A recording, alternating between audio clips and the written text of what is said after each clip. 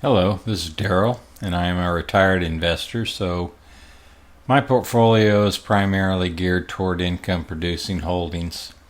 In my portfolio, I hold several real estate investment trusts, also known as REITs. I started and have been adding positions over the last 3 years. My REIT holdings represent about 17% of my total portfolio. In a previous video, I provided an overview of the REIT portfolio. In this video, I will provide an overview and analysis of VICI Properties, which is my second largest holding in the REIT portfolio at 21%. VICI Properties, trading under the symbol VICI, has a dividend yield of around 5.8%. with a 5-year dividend growth CAGR of 7.62%. VICI Properties is an S&P 500 component. It's an experiential real estate investment trust that owns one of the largest portfolios of market-leading gaming, hospitality, and entertainment destinations, including Caesars Palace Las Vegas, MGM Grand, and the Venetian Resort Las Vegas. VICI owns 10 assets on the Las Vegas Strip with 660 acres of land, 41,400 hotel rooms, and about 5.9 million square feet of conference, convention, and trade show space. VICI Property owns 93 experiential assets across a geographically diverse portfolio consisting of 54 gaming properties and 39 other experiential properties across the United States and Canada. VICI was formed in 2017 as part of the Caesars Entertainment bankruptcy reorganization. The spin-off completed in October of 2017 with a portfolio of 19 casinos and racetracks. VICI acquired Harrah's Las Vegas from Caesars in December of 2017, and in January of 2018, VICI rejected a buyout offer from MGM Growth Properties and instead chose to go public in February of 2018 as the fourth largest REIT initial public offering. VICI continued to acquire properties in 2018 through 2020. During the pandemic, when the economy was shut down, VICI was still able to collect 100% of the contracted rent. In 2021, VICI acquired the Venetian Resort and MGM Growth Properties. In 2022, they achieved investment grade ratings and were included into the S&P 500. This year, VICI made an investment in the youth sports sector with the home field Kansas City facility. They also committed $700 million to fund reinvestment projects at the Venetian Resort. $400 million initially with a $300 million option. The Venetian is contributing the remaining investment.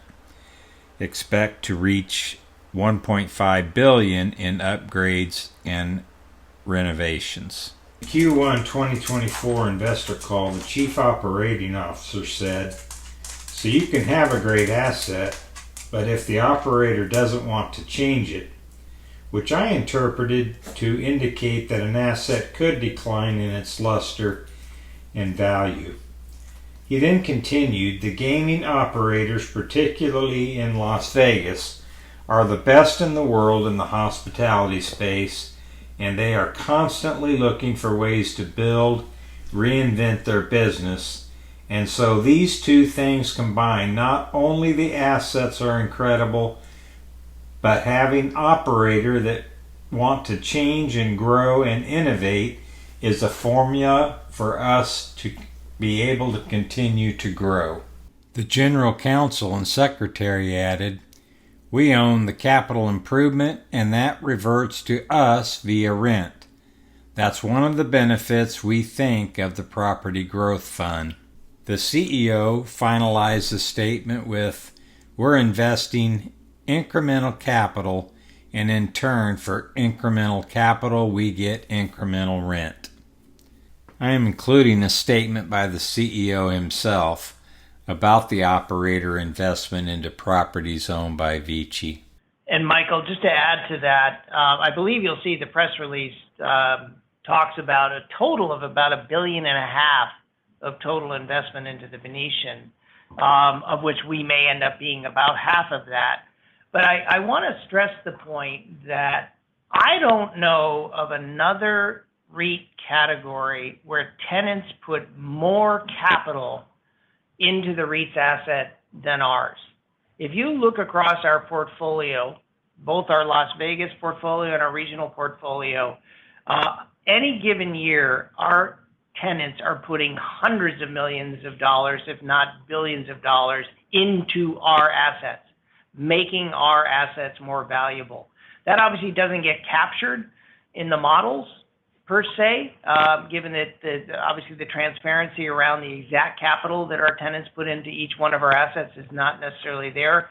But we can tell you, based on what we know of their investment activities, that no other REIT that we know of enjoys greater benefit from tenant reinvestment into our properties.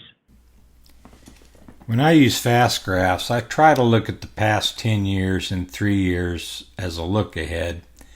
But VICI had its initial public offering in 2018, so we're not able to look at a full 10 years.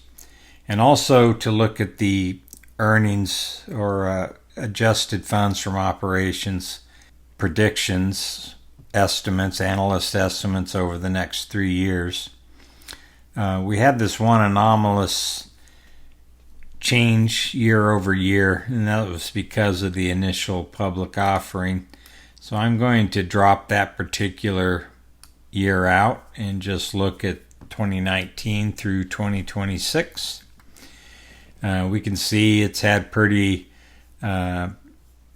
steady growth, at least above 6%, and we had 3 years where it grew at 11%.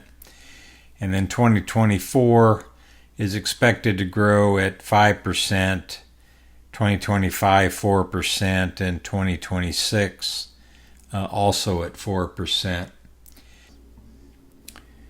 We can see that VICI is trading at a blended price to AFFO of 13.04, and we can also see that its normal price to AFFO is 15.93. And its fair value ratio would be 15. We can see that these two lines, the normal AFFO in blue and the fair value at 15 in the orange color, they're actually pretty close to one another. So if we look at the fair value from today's current price to the end of 2025, we can see that the price would trade at about $34.95, giving us a total return of 32.59 or 20.56 annualized. Next, I want to take a look at my specific transactions that I've made with VICI and look at the return analysis. So I'm going to turn transactions on here. And you can see that I started purchasing VICI at the end of 2022. And you can see each of the green dots is a point where I made a trade to buy more VICI shares. In retrospect, given the federal funds rate, these trades in early December were probably a bit early. But I'm still okay given the dividend yield and the dividend growth on VICI properties. And then most of the purchases have been made under the normal price to AFFO. And today, as I'm recording this on July the 1st, I did notice that most of the REITs were down today. So I wanted to take a quick look at the bond market and see where the 10-year is currently trading, and we can see it's up 13.6 basis points, which is a pretty significant increase in the 10-year yield, and that instantly affects real estate. So if we look at the real estate sector, we can see that it's down 1.33% today. The spreadsheet is a record of all of my transaction, with the number of shares that I purchased, the purchase price, the buy total, how many I currently have since I haven't sold any. The net would equal the buy, and there are no sells. And then you can see the gain and loss on each one of those purchases, and the number of days held, and the weighted days, and the net weighted days. Then if we look at this, we can see that my average purchase price at this point is $29.73. Pretty much everything is under the water at this point, especially with the real estate sector trading down today. So I have a total loss on the shares of $1,804, but I have received dividends of $1,046.20, so my net loss is $758, or a total return of minus 2%, minus 5% annualized. If you found this video helpful, please consider subscribing to the channel, pressing the like icon along with the bell icon to receive notifications about future videos. I appreciate you taking the time to watch this video. If you have any input or suggestions, please leave a comment below. Thank you very much.